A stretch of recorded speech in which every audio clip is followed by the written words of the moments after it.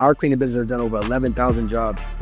We've never cleaned a single home. Y'all never cleaned a countertop, never washed a dish. And you got multi-million dollar, billion-dollar CEOs on their deathbed, and they're like, I just wish I had more time with my family. We say we're doing all of these things for our family. We will work for our family. We live for our family. Yes, I want to create freedom. I want to create options, but our kids are here today. What is it like to truly work with your spouse? I usually don't do this, but people either be intimidated or inspired about what you do. Neither is your problem. let me give you guys a prime example of that. I saw your car. You post about your car. It is a beautiful car. And then I saw this man's car. Okay. And people are like, oh, you bragging, you got this, you got that. I'm like, no, that shows you what's possible as being a black man in America and showing you what you can do in this world.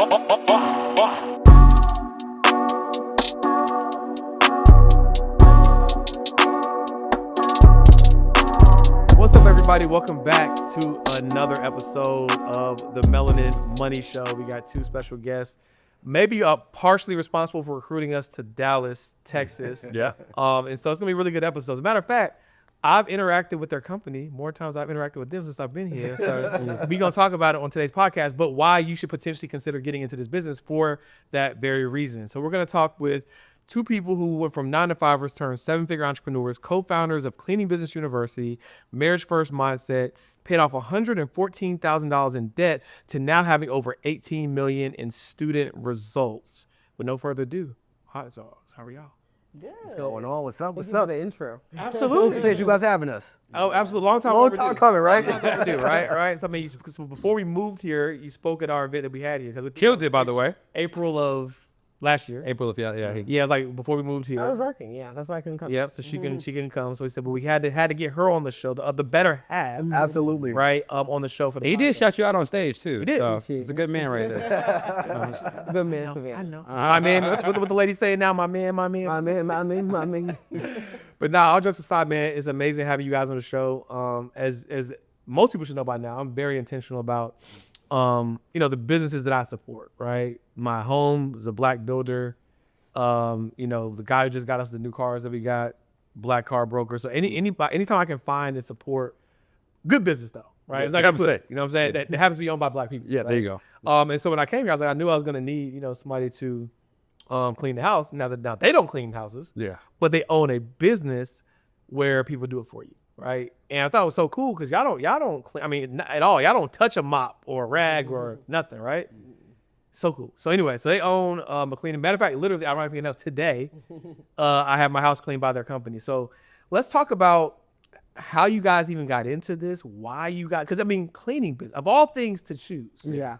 It sounds boring and dirty, Yeah. right? but obviously y'all came looking clean like money. So you don't have to. I think the biggest misconception with this business is that you have to be in the trenches when you don't. So can you just let us know what made y'all get into this business, and then we talk about how y'all got out of it. So the business started because of Anthony, and when he brought it, I thought that he wanted us to clean. I'm like, absolutely not. Yeah, it's like, what are we I know doing? who you're talking to, but not me. We're not doing it. Yeah. And he was like, no, we wouldn't go out and clean. We'll get people to do it. I'm like, how the hell are we gonna find people to do this? Doesn't even make any sense. Yeah. So that was like early 2017, and then he brought it back again in 2017. He's like, all right, I got a plan. This is how it's gonna go. This is what we're gonna do.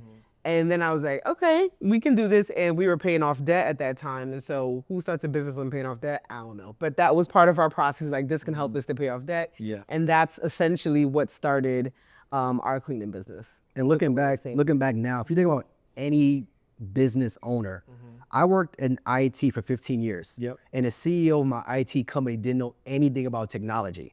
He barely knew how to use his Outlook, barely knew how to use his computer. And how do you start a multi-million-dollar IT firm without understanding technology?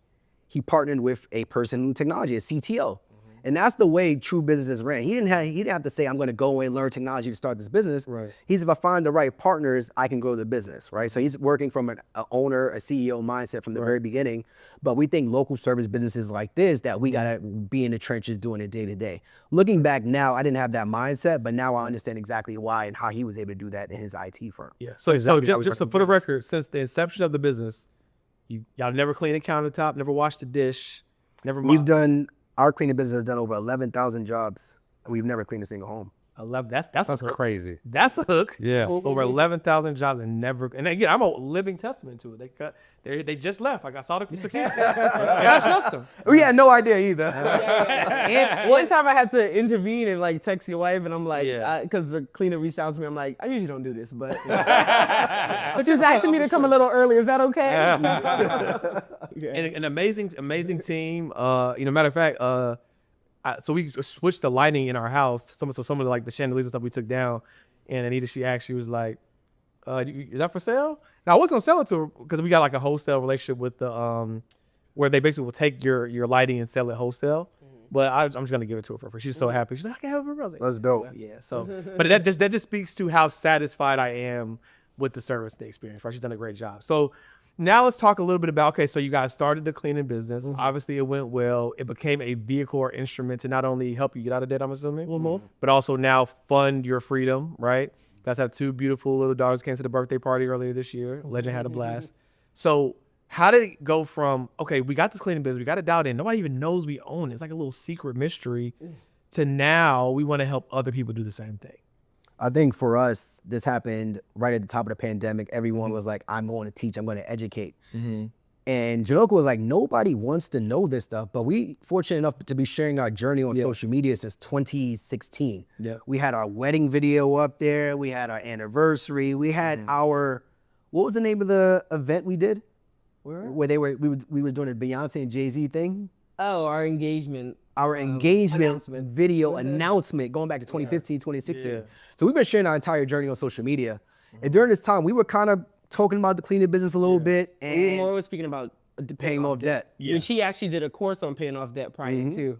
Dope. So we just got on IG Live and we just mapped out the whole thing, how we were able to build this cleaning business. And we said, if anybody's interested in learning more, because this has been a vehicle for us, tap in. And that's when you recognize, okay, well, the debt freedom stuff is cool, but people want to learn how to make money. Yeah. People want to be able to create options for themselves. And I'm like, all right, let's do it. Because he said that we should do the course, and I'm like, if you get 10 sales on this IG Live, I'll do it with you.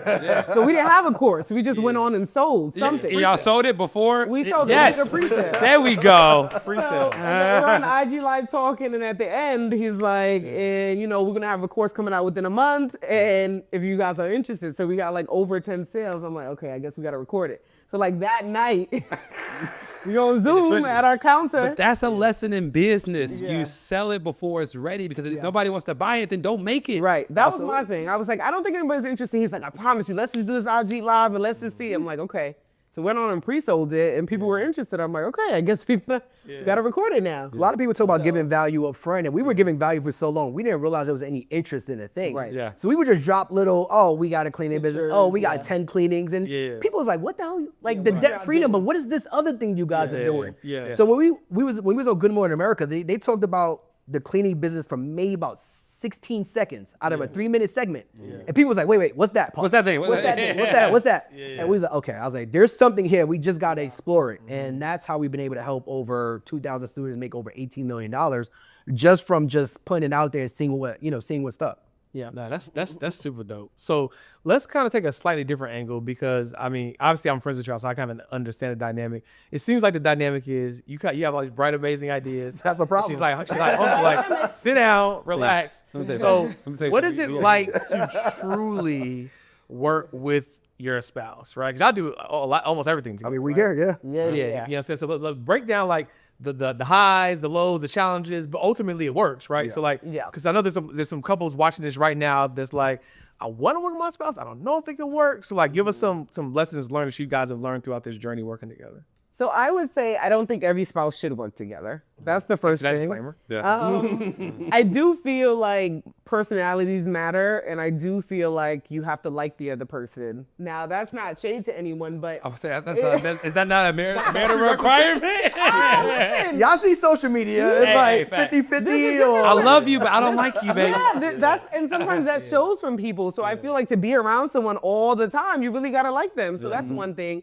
And then we do pour into like strengths and weaknesses, right? So he was in IT and he knows all that world. That's not my world in any capacity. Yeah, I could use the iPhone and stuff, but I'm not into that.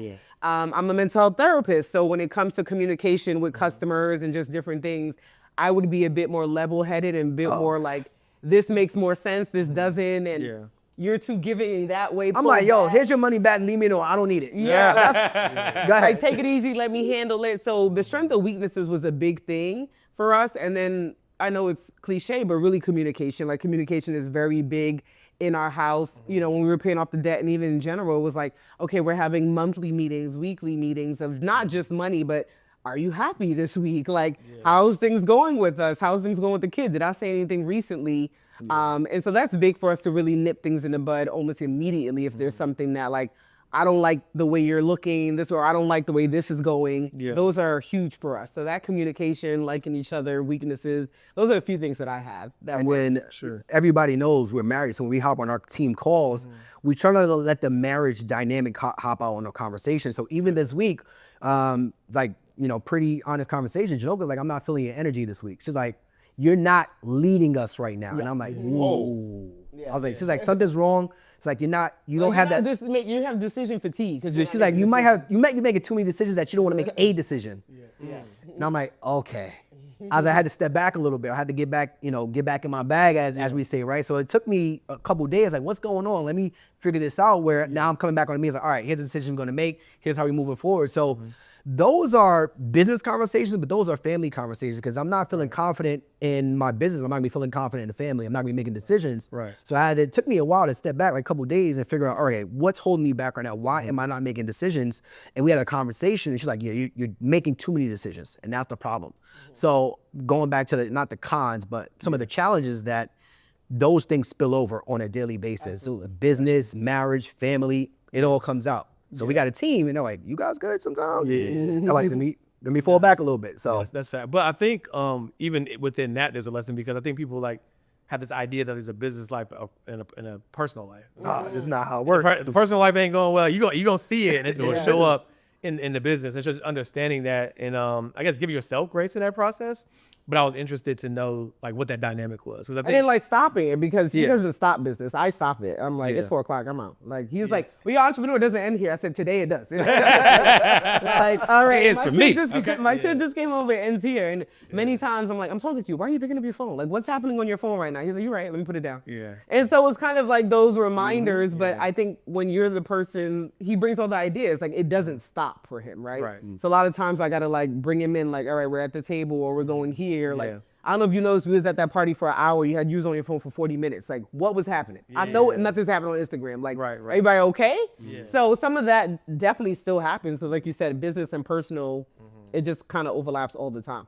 Facts. And that spouse got to be able to do that. Like, yo, Aunt, Tone, you good? Cut it off, right? And that's a challenge sometimes. Yeah, so I think one of the questions I want to ask in that regard, do you all, because you have business together and you have personal time, do y'all have to schedule out, like, personal time to make sure, like, business doesn't come into this area? Or, because I see what happens with a lot of couples I know that work together, they end up letting the business consume their personal life, and it becomes more about business, and they kind of lose their marriage in the middle of that. How do y'all avoid that pitfall? So I would say definitely scheduling it is important. I kind of take the lead in that more. I would say definitely just with the date nights or times we're going out, I'm like, we ain't talking about business. We step in the car, I'm like, don't talk about business. Leave the business phone at home. I'm not hearing it tonight. And he was like, you're right. I'm like, yep, you don't want to hear it. So yeah, it is kind of that being cognizant of it, because your life is the business. So it's like, what else we talking about then? If we ain't talking about this, what else we talking about? But like, there is other things happening. There's other stuff that we can look forward to and kind of just leave that behind. So absolutely,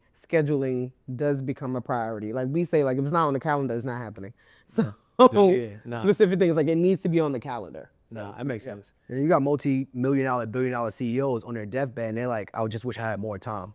Like, more time with my family. It's like, we as entrepreneurs, we say we're doing all of these things for our family. We will work for our family, but we live for our family, right? That's true. So and I gotta remind myself, like, yes, I wanna create freedom, I wanna create options, but our kids are here today.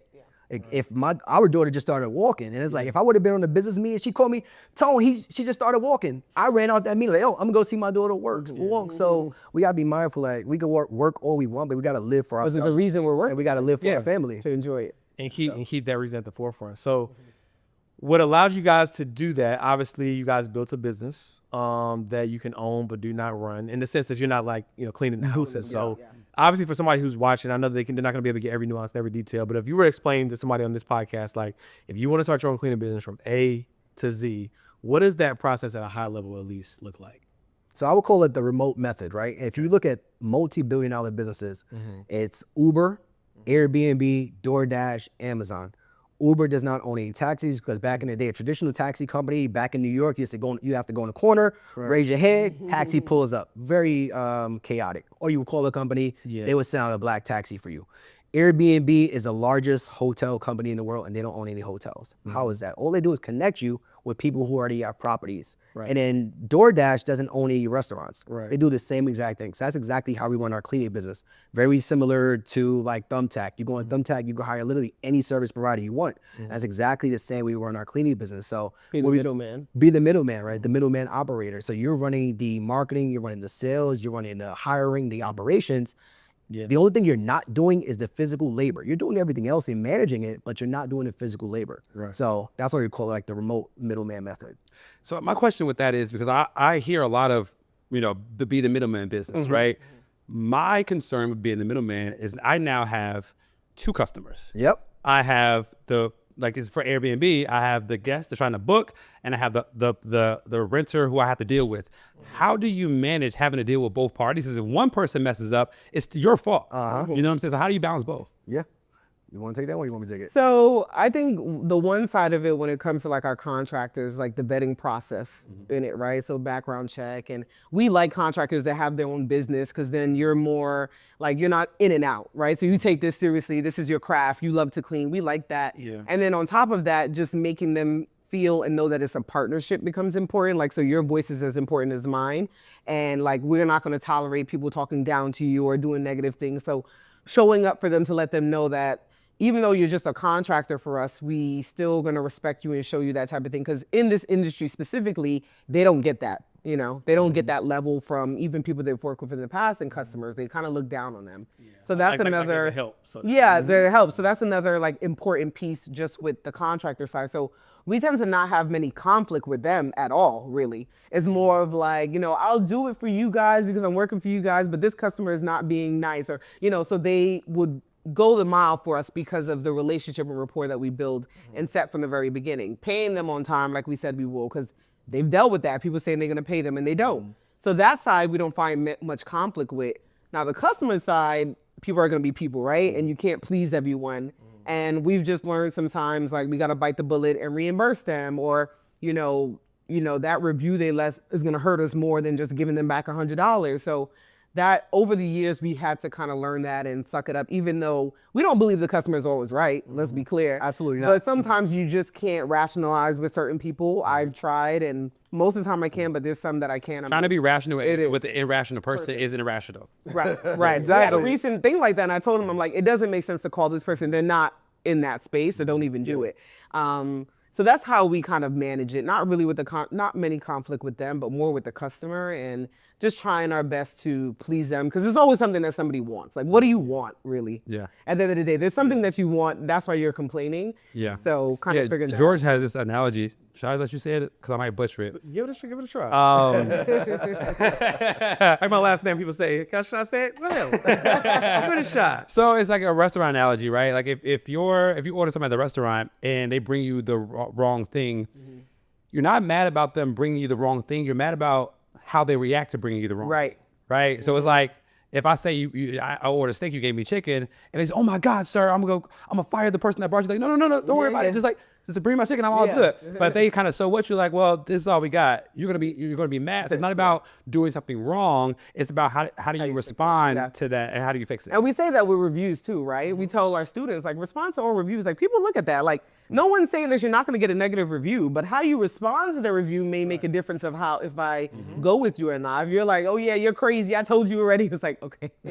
You still got to remain professional, even if this person is wrong. Like, even if you know that you did everything right, you still have to remain professional. So I agree with that. How you respond to things make a difference. You as a business owner, that's one of the main things that you can control is your communication. Right? So let's say you do have that angry customer.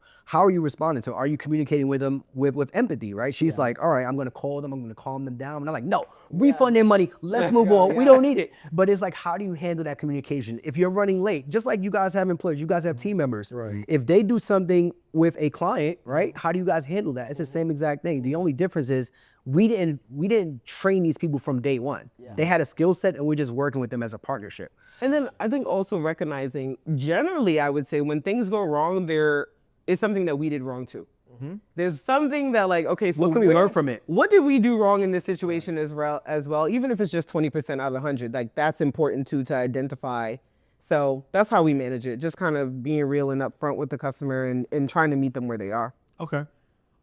You know, people, and I know y'all experienced this with, especially with Cleaning Business University, probably people who are interested or intrigued by it, is like, people will talk themselves out of opportunity, right? They're like, oh, well, I would start this, but it costs too much, or it's like, so if someone were to start, like, what is the kind of the rough startup cost? Or what are some of like the systems that you would need to be able to run this business, this remote cleaning business? So startup, we tell people they need like $1,500. And that's it. They don't need 100, not 1,000. $1,500 to start up because it's not a brick and mortar, right? So to start, right? I'm not saying that's all you're gonna spend, but to start, that includes like getting an LLC, starting your business bank account, starting some marketing to get the clients and marketing to get the contractors. And the good thing about it is it's not all in one shot. It's not like Monday now I'm slapping out 1,500. I gotta get my LLC, and then maybe 2 weeks later, like I'm building as things happening, the website, that type of stuff. That's a place to start. Obviously, the more money you have, I think the further you get quicker, right? When it comes to marketing, because a lot of this is paid marketing online. So the more the merrier. But in regards to just starting the business, it's roughly about 1,500. And I'll have some students argue in the comments like, well, I only started with 600. Sure. I'm just trying to buffer people. I'm just trying to buffer people. Yes, it can be cheaper, but just trying to like let people know. So when it comes to like some of the systems that that 1,500 includes, like our CRM, we built our own in-house CRM off of High Level. So it comes with our automations, comes with our templates, comes with our systems, our emails, our text messages, everything else. So those are some things that they could get from day one. But if you like, one of our students, she built her cleaning business to like $400,000, and she's actually located in Texas as well. She's like, Anthony, I didn't want to tell you guys, I didn't have an LLC, I didn't have a website. She's like, I didn't do nothing. She's like, she did all that stuff after. She's like, I got a cleaner and I got a client, and that's how I started my business, right? She's like, I'm right there. She's like, Cleaner to client. That's all you need. That's all you need. In order to have a business, you got to make money. She's like, I just needed those 2 things, and that's what I did it. She's like, I went back and backtracked and did those things, but is that from everybody? But that's what we tell. That's even like when people ask us all the time, right? You know, like in the challenges or whatever, they're just like we show them the way your wealth should be structured. And then they're like, and then they think, okay, well, I need the trust, I need this, I need that. I'm like, you got to pass to put in that thing. And so like, yes, if you talk to the attorney, they're going to tell you need all these things, but like, it's okay to get a little traction, get a little momentum, and then, double back, right? Is it the perfect or right way on paper definitively to start your business without the trademark? Probably not. But I'd much rather you allocate time and resources to making the money, right, and validating the idea than spending money on things that don't matter yet. Right. So we agree with that wholeheartedly, for sure. Okay, so they have the LLC in the perfect world. They have the CRM set up so they understand, and get the templates. Hold on, I'm going to cut you off. If I don't say this now, I forget. So when people work with you guys through Cleaning Business University, they get access to the CRM that you guys have built on top of Go High Level, whatever, right? Or they get access to the templates. Y'all leave a lot of money on the table. We have a conversation offline. Y'all leave it. It's a separate payment. Okay, it's a separate payment. Yeah, it's not included. And the funny thing, they're like, wait, we don't get this included? We have to build that out. We have a team that builds your website. That sounds like MRR to me. Yes, that's not MRR. It sounds like a franchise model when y'all push out updates to the. Anyways, that's another conversation. Penny in the room. Go ahead. But that was a good point. So I'm thinking of the listener right now, right? I got my LLC set up. I got the $1,500 set aside. I get y'all CRM. Who do I market to first? All right, so chicken or the egg? Yeah. Same exact thing. Okay. The question is, are you going out to clean houses yourself? Probably not. So the first thing you're going to do is probably want to get your cleaners, right? Some places you can find your cleaners, as we tell people to go on Facebook groups. It might be a little outdated, but it still works today, right? People are posting every single day. You got this platform called Nextdoor, like, oh, my cleaner is amazing, working with her for 15 years. She's looking for more clients. You hit up that cleaner, hey, I saw your name next door. My name is such and such. I just started my cleaning business. Would you want to operate with me? Here's how I'm running my business. You can go to Craigslist. You guys don't know what Craigslist is? It's a directory page. It's extremely outdated, but it still works. Go to Craigslist. So Craigslist is still there? Craigslist is still there. It still works, right? Indeed is one of the platforms we found that if you don't want to go out and hunt for people, they are looking for jobs, they will come to you. You can post your job ad on Craigslist, have an extremely, we have an extremely detailed job ad because we want people to see them like, whoa, they're kind of strict about this cleaning thing. We might not want to work with them because we don't want everyone into our business because our hiring process is extremely, extremely thorough. So you got the job ad, you start posting on these platforms like I just mentioned, and then from there you find somebody, go through the interview process. We do a background check, we do a reference check, we make sure they got insurance. They don't have insurance, we make sure they're willing to get insurance, and then and only then we do a phone screening with them. And then from there, we might do a first job or a test clean. First job is like, all right, we got a client, like, hey, we're gonna give you a free cleaning in exchange for some valid feedback from you on what happened. Things go well, things didn't go well. After that goes well, and after that only goes well. And then we start marketing to our clients. So that's why I say the chicken or the egg. You're going out and clean yourself, absolutely do it. But if you want to get the cleaners first, that's how I would recommend. Got it. What has been, obviously you guys have over 18 million in student results, which is amazing. What has been one of your favorite or best, like client testimonials? My favorite would probably be Alex. And I say Alex, Alex is actually he was in Houston at the time. Oh, he's in Dallas now. Young dude, he was doing trucking, he was doing real estate, he's doing stocks, he was doing options. I'm gonna do trucking, I'm gonna try this cleaning business thing. I'll say, Alex, please do me a favor. You're very brilliant, you got a mastermind ability. Focus on one thing. Can we just do that? He's like, all right. He started selling off some real estate, started selling off his trucks. He's like, I'm gonna focus on this cleaning business thing. 2.5 years later, he hit $1 million in the cleaning business. Wow. And he was like, I'm good. He's like, that was it. And then after that, he did what he had to do with his cleaning business. And that was my favorite testimony because I told him from day one, I was like, you are very talented. Just focus on one thing. Whatever you want to do, just focus on that one thing. I promise you could do great with it. And he's probably been one of our favorites. He was one of our earlier students. He was like, I'm gonna take this seriously, and he dove in.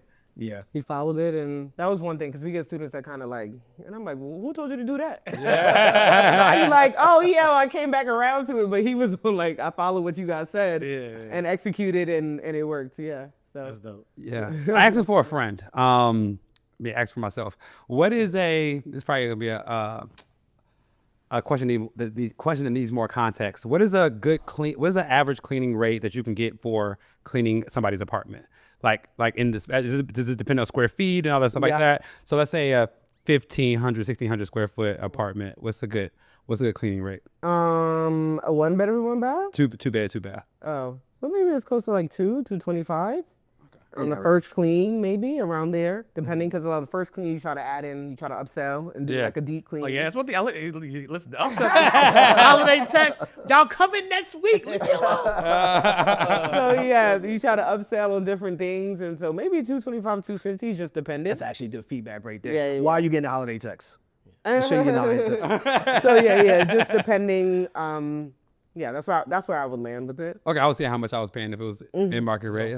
That's about right. But I think it's dope about the cleaning business for anybody who is skeptical about getting in.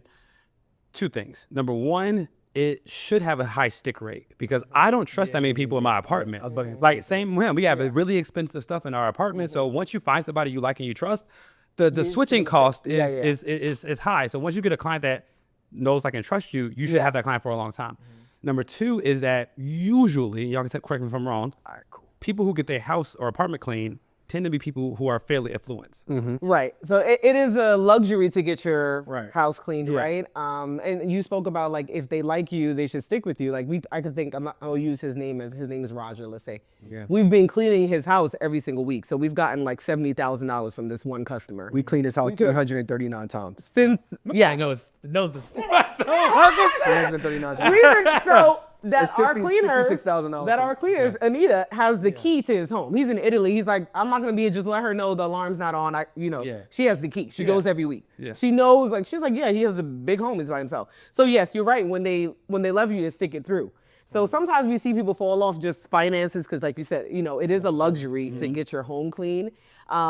But we find finances, but then you do find people that just like, well, I just want my window clean. Like people do call, and I just want the floor mopped. We ain't doing that. Yeah, we're not coming. We're not the third. We got the wrong company for You gotta that. find a mom and pop for that, you know. But that's why I think there's some. We were talking offline before the cameras were on. Why I think it's so much opportunity in what y'all doing because the level of MRR that comes from the stick rate of that, right? If you have equity in those cleaners businesses or decide there's a million ways you can go about it, Right. like you can package that. That's so easy to sell. Private equity will gobble that up. Because it's a quote unquote boring business that has high reoccurring revenue, recurring revenue. sticky client retention. Yeah. And this is something I want to ask y'all as well. So when I moved to Medellin, Colombia, I was introduced to this concept of a house manager. I didn't know that was a thing in America, but apparently it's like what super affluent people have, but it's way more affordable in Medellin. So when I came back home, I couldn't unsee it. So a house manager is not just somebody that cleans your house, but they go through your cabinets and they restock everything in your house. It makes sure the house functions. They make sure the house functions. Yeah. So like my question to you all is, have you all thought about adding that to Something like that. so your So service model? we've added things like organization Yeah. to our cleaning business. We've added things like carpet cleaning. But remember, we work with contractors. So Okay, they have whoever to be we work willing with to got do- to have it. They Yeah, got to have they it gotta before have we it. start marketing it. Yeah, So yeah. unless we look for those specific people that organize. I'm gonna and stuff challenge like you on that though, right? So either Dan Martell, y'all know Dan Martell, Yeah, yeah. right? So he's the guy who I got the house manager concept from, and basically what he's saying is like they might have started out like he's like if your person can clean your house, they could probably fill up your gas tank. yeah, So, yeah, like, yeah. so even if they're not like doing it's not a part of the job description, Yeah. you can expand their mindset and they can make more money. Like, hey, would you be open to Doing this? If you can. I saw your people today. They was cleaning the floor, right? If you can do that, surely you can restock some cabinets, right? Yeah. So is it a risk to like take that on and make them like wonder if they can learn or teach that? So- Yes, but it's a high probability that they can do it. I would host a class and charge them. Real talk. If I'm Now this is a masterclass.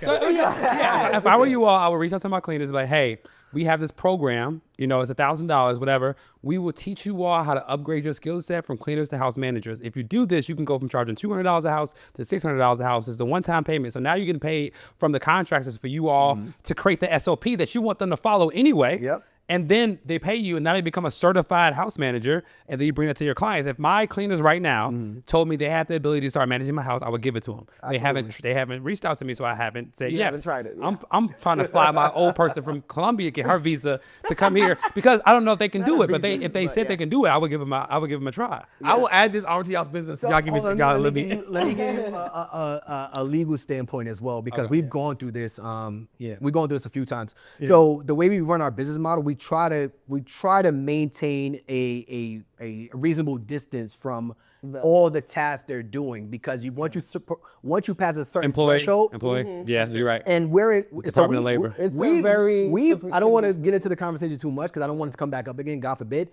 But we've gone through this process, and they were like, "You guys are good. Everything you guys are doing." But it's like once you cross this threshold, we're gonna have some problems. So we want to. So if we did, that's absolutely a great idea. But there's certain legalese that we try not to cross because we've came to that line a little bit. So people are like, oh, how can you do this? Like we've gone through it. We've proven the model. We paid to prove the model. So you guys can't tell me otherwise for now. So, Understood. And everything has its pros and cons, and you can do Absolutely. you can do everything, right? So it's not a so it's not that's one a of the things. She's like, have we ever thought about going to employees? Absolutely. But it's like, what's the time commitment that we would need to present in that side? And what's the opportunity cost? no, for sure.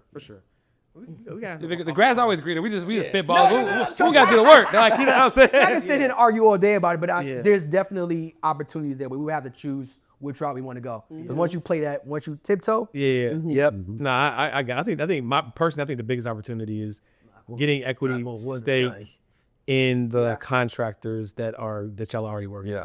And instead of it being like, and so now all the technology that y'all are using, they already have access to it. Y'all still continue to create more distribution. I think that's the biggest opportunity because now you still are able to teach people at scale, right, and do that. But now you're getting equity in these businesses, and then you're able to roll them up into one entity, increase enterprise value, exit, whatever. I'm happy to that conversation and add that arm of your business. Since y'all not doing it anyway. But anyways, so let's swing the pendulum back a little bit different. So, as I mentioned earlier in the episode, you guys have two beautiful kids. One's about to turn 1, and one's 3 turns 4 in February. Okay, memory starting to be right. Cool. We right there. So Yeah, I knew it was right after Legend. That's how I remember. So let's talk a little bit about balancing as a married couple is one thing. That's a whole dynamic. right. But balancing like business and motherhood as a woman, because you're involved in the business, right? This is your business too. Like, how are you able to navigate, raising these 2 young kids, still showing up as a motherhood? I know women oftentimes deal with, what is it called, mom guilt, because it's like I'm balancing this business that I'm building. How are you just navigating all those things, as a mother and as an entrepreneur? So I think the important piece of it is like your spouse as well, right? Like, so how do they show up for you? How do they kind of support you to not make you just feel like you're in this alone? So I don't ever feel like I'm just parenting alone, right? So a lot of it is both of us together. Like from the very beginning when Alani was born, it was like, okay, we had shifts at night. Like you getting up first, I'm getting up first. You getting up first, I'm getting. So it's a lot of that kind of, it's not just me getting them dressed in the morning, he'll get them dressed in the morning. So it's kind of that balance that's provided. But then on top of that, we're the only ones as family that lives in Dallas. All of our family is back home in Brooklyn, New York. So we do hire help. Like we pay for help. That's something that we don't shy away from. That's something that I had to like let my mom know, like this is what's gonna be. Cause like they're like, well, why are you having somebody and around my grandbaby? yeah, and where are you? And you planning to move to Dallas. You were in New York, right? So from the very beginning, we had like a doula, a night nanny, and then we had a nanny for 2 years, and now we have an au pair. So the hired help helps me to show up as a better mom, as a better wife. Yeah. And so the support of my husband and then the hired help helps me to not feel so kind of alone, helps me to not and feel like I can do other things and do the things I want to do. Like, okay, I can go out at night with friends because things are settled. And it's not like, oh, my husband don't know how to put down his child at night. You know what I mean? So those are 2 things I would say helps me to kind of balance it. Got you. Yeah. Random question. Are you, last year, what was it? So it's 2024. Yeah, I took 6 months off from drinking and he inspired the journey. So are you still having drunk since when you said? I haven't drank in 3 years now. Yeah, Alani is so December 2021 is when you started. 3 years. So do you still drink? Absolutely. Absolutely. That's your battle, King. You run that race, man. The reason he stopped drinking was like because I was pregnant. He was like, all right, I'll go to the end with you with this because she was born in February. He's like, all right, we got 2-3 months, we can stick this out. I'm like, okay. 7 weeks later, I was back drinking. After she was born, I'm like, okay. But that's one of my challenges. Like I go from one extreme to the next. It's like, all right, let me see how long it'll go. Then it's like, do I really need it? Now it's not like I'm anti. Like 40th birthday, when that comes up, it's like, okay, maybe I go back at that time. When we celebrate. When is your 40th birthday? Because you're 38, not 39. Just turned 39. And 40 next year, man. 40 next year. So it's like, all right, maybe at that point, our 10-year anniversary, maybe I go back to it. But it's not like I'm anti it. We got a stock house right now. So I got you. It's Friday. I'm gonna have a drink. Like I'm in there. Do you feel like, a lot of people have different perspectives on it. How's that influenced, your journey as a father, as an entrepreneur? Like, has it changed or has it just been, I'm just not drinking anymore and it is what it is? I don't think it's changed much, honestly. Okay. I think from our perspective, or at least from my perspective, when it comes to drinking, it's like, we're at the point where if we do drink, we got kids, we know we got to wake up and they're going to wake up at 6 o'clock every single day. We can't handle hangovers, right? That's the thing that we want to do, that we didn't want to deal with. So for me, I don't think it's changed too much. I think now I've adjusted so much better to it. But when I first stopped drinking, it was definitely a challenge. We go out to the club, we go out, whatever we're going to do. And it's like, it's kind of challenging. But at this point, everybody thinks that something is like, wrong. what happened? Why don't you drink? Anytime, isn't that crazy? They're like, crazy. Okay. They think, he must have been in rehab. They think something is wrong. They're not saying it, but they're like, oh, okay. I just don't want to poison my body today. Like, is that unreasonable? It's like, if you don't smoke, nobody asks. But if you don't drink, it's like, what happened? I'm like, Do you have an incident? That's always like I tell them my story. It's like, oh, that was boring. It's like, no reason. Something happened. I thought you got DUI. Like, no. So Cleaning Business University, right? Because I know people listen to this episode right now and they're like, shoot, I need to start me a cleaning business, right? Tell us a little bit about it. If someone wanted to get started, what does it look like? What can they expect? All the things. I'll let you go. So Cleaning Business University, way it started and where it is to now, before it was just a course, like a step-by-step module program. Now we built an entire community of over 2,000 students, and we literally give you the step-by-step modules. I think that's not as important right now because information is so abundant, right? Give the information away for free. But the implementation and the community is what we built over these last, probably we've been focused on the community huge for the last like 2 to 3 years. We just had our first in-person community event. And that's been, Was it here in Dallas? it was actually in Atlanta. Okay. Because we were going to Atlanta and our coach was like, you should do an event. It was like, whatever. So we did an event. But our next one is in Dallas, actually. The next one is going to be in Dallas. If you guys want to speak, absolutely. Yeah, pull up for sure. Yeah. Say look. Yeah, give some game, but Clean your business, clean your house, clean your finances. there it is. So it started with just step-by-step modules. Then it turned into an entire community. We do live coaching calls. We bring in guest experts to come in and share the information. So that's what it's really turned into. And you can kind of sign up and everything at cleaningbusinessuniversity.com. That's where we market it at. And it's become its own thing. At first, people knew it was just for paying off our debt. And now, like, most people don't even know that part. It's just like the cleaning business coaches is what they say. Or if we see somebody somewhere and I'm like, oh, hi. Like, you just randomly run into people kind of just talking about that specifically. And, like, oh, I've seen your ad before. Like you the cleaning business people. I was like, yeah, we own a cleaning business, but we got stuff happening. I'm more than that. I know More than a cleaning business. I know we've ideated all sorts of potential ideas for you guys' business, but like when you guys think about what's next for the evolution of whether it's the actual cleaning business that you guys own and operate or Cleaning Business University, what are some things on the horizon that you guys can share? So the actual cleaning business itself, I think we were like, we have never really tapped into commercial. And so many of our students like explode on commercial. And it's so funny because people are like, is the course for commercial just residential? I'm like, it really focuses on residential because that's what we did. And that's an easier way to get in. However, many people will go on and do commercial. So for our actual cleaning business, I think the commercial side is something that we're starting to explore more and see like where that goes. And then Cleaning Business University, I think more in-person events because it's funny, we've had it now for 5 years and we've never done in-person events. And so we're like now getting to that, connecting with our people and just making sure there's other ways that we can assist them. Because generally, like you said, it was the course and community. It stopped there, right? But there's so much more within there that on a higher level, on a lower level that we could be doing that we're focusing on now. Remind me off camera to give y'all some insight on how to make those community events profitable. Okay, yeah. I think the biggest thing is when you speak about community, I think when we were talking to our coach, it's like, I don't want to leave my house, man. I got the 2 kids, we're good. And I think for me, the older I get and the more comfortable I get with my family and the ways, I would rather be around the people I do know, but I know there's a big component, right? We didn't know that people would travel 11 hours to come to Atlanta when we did the event.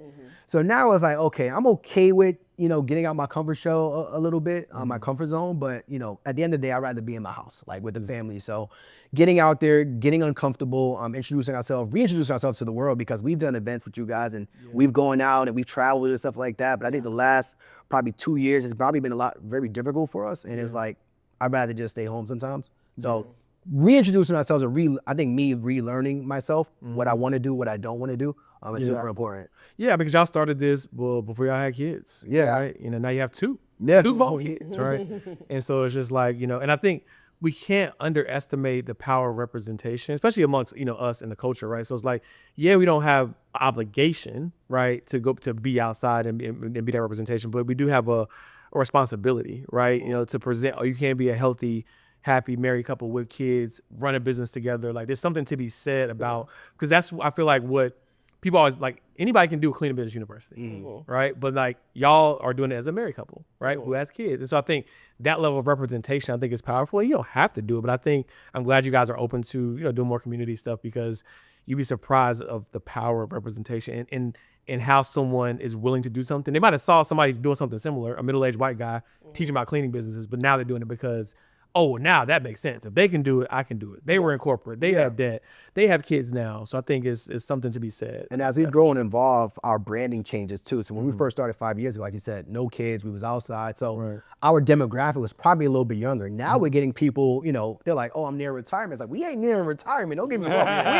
We ain't the person in his 30s, Like we still outside like that, but our branding has changed a little bit where, people are like, I got kids, I got family, I want to grow this business. So I think we also got to be mindful of that too. So as we grow and expand, our brand changed a lot too. The evolution. I love it. So, if you guys have helped your students achieve 18 million in student results, my gut is telling me actually I already know the truth. But y'all have been fortunate enough to cross the $1 million net worth threshold yourself as well, right? Yeah. So my question for you guys, we ask every guest, is what does being a melanin millionaire mean to you? We just talked about representation. I'm curious, like, what does that mean to you? I feel like like with life, I think that it feels like just another thing and you just kind of keep moving. And it's unfortunate because I think about like when I got my master's, I'm like, everyone's like, oh my God. And I'm like, yeah, it's something that I had to, like I was supposed to get, like I was supposed to get it. Not that I was supposed to be a millionaire, but it doesn't necessarily feel different until you're like speaking to people that maybe not are as close to you, right? Because they're like, wow, you did all this. Or like a parent saying something to you that obviously traditionally you would be at a 9 to 5, you know, or like a cousin or something. So that kind of, I feel like hits a little different sometimes. But when you're in the motion of it, you don't really recognize it and sit in it. I recognize, you know, just all the good things that you're doing in the way that you're showing up for people. You don't really sit in that until once in a while you see somebody or somebody write something to you like, oh, you don't know how much, blah, blah, blah, you changed my life. And I'm like, that's a big statement. Like, but usually you just kind of keep it moving. You just keep doing the podcast. You keep doing the things that you know that you The number keeps moving. the goal keeps goalpost, moving. The goalpost keeps moving, and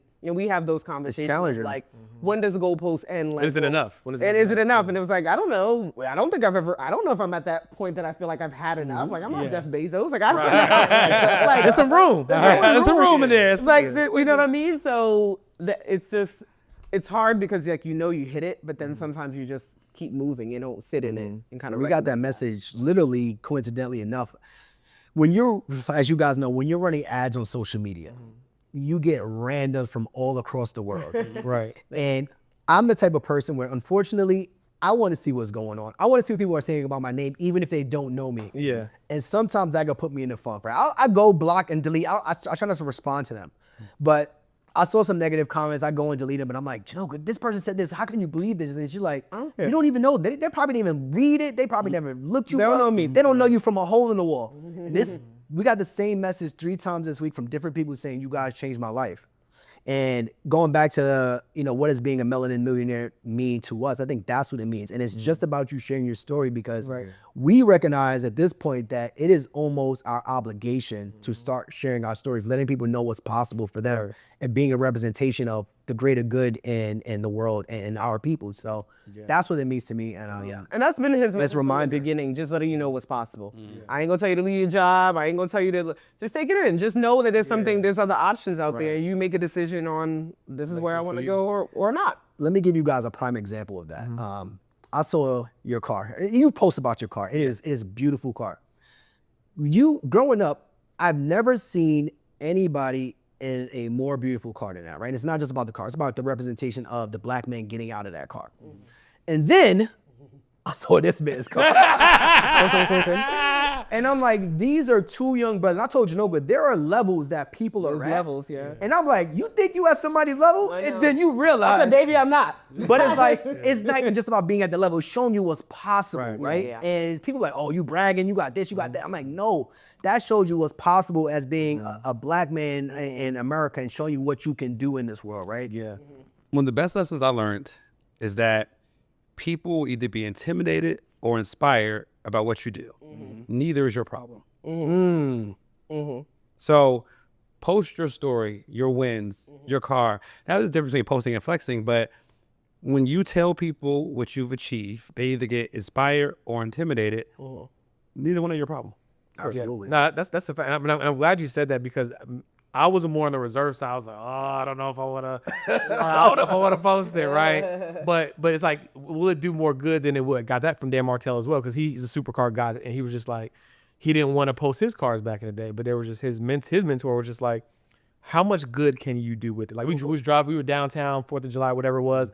Little kid was so excited, and he was like, you know, trying to take a video of the car, and he'll never forget that moment, you know, like, and that might have been the seed that was sown. One day I'm gonna have that car. Absolutely. It's not about the car, it's about who is the person you have to become to get that car. right? And if that's the good that you can do by showing up, telling your story, not flexing, not stunting on anybody, right, and showing what's possible, I think that outweighs the naysayers, it outweighs the haters, it outweighs the your lifestyle more, or whatever assumptions people want to have, because the truth of the matter is, those who truly know you, Right. right, they'll know. They'll know. They'll know your intent. Yeah. They'll know you're not flexing, right? Or if y'all are on vacation and some payments come through from the cleaning business, it's not to flex. It's to show. Like we're telling y'all, I'm with my family right now, and somebody else who is also getting fulfilled and they're getting their fair wages are able to do honest work.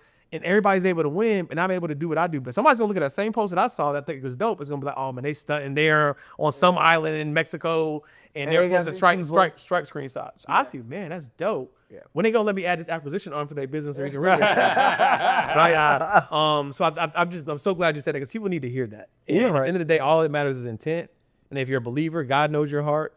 And who can you inspire? And I think that's what matters most. So we appreciate y'all for what y'all do and what y'all represent. So glad to finally get y'all on. Is this a shade of melanin? I said the melanin. Yeah. We did it right. Yeah. We appreciate y'all. I'm actually glad it worked out this way because the first time I asked, I think it would have been like, we didn't have a studio. So we would have been like in Atlanta. We both were crossing paths in Atlanta. This is right. This is right. Yeah. We both in Dallas. Make it happen. So appreciate y'all. Keep killing it. Keep crushing it. And until next time. Now I want to give you guys your flowers, man, because y'all been putting out game, y'all been sharing it, y'all been giving everybody so much hope, so much inspiration. So I definitely want to give both of you guys your flowers because, you guys coming up from where you come from and sharing your story and showing us what's possible. That's the only way we all get ahead. Because if we only seen back in the day drug dealers doing this type of stuff and you guys are able to take it from a serious level, showing us how to run businesses, showing us how to run families, showing us how to grow our teams, right? I see Carter in Colombia and I'm like, what is he doing? Oh, he's running his business from Colombia. I see you with the family and I see you with the cars and I see you doing these things. It only makes us grow, man. So I appreciate both of you guys for sharing your platform and just sharing your journeys along the way. Appreciate you guys, man. Well, again, what better way to end the show than that? Yes, sir. Till next time. Peace out, y'all. Peace.